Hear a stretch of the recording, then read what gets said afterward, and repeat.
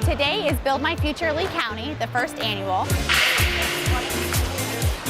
The goal of this event is to provide exposure to our middle and high school students who maybe have no experience in building construction, learn about these career construction trades, and maybe something they're interested in and possibly have a career path in this. It's a hands-on trade show designed to showcase our industry to the students of Lee County.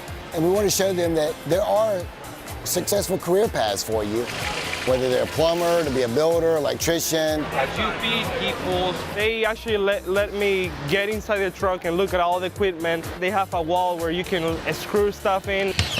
We chose to partner with the Lee Building Industry Association to focus on building construction because there's such a huge need in the community. I know building construction companies, they need workers, quality workers. A lot of these companies, you can go right to work.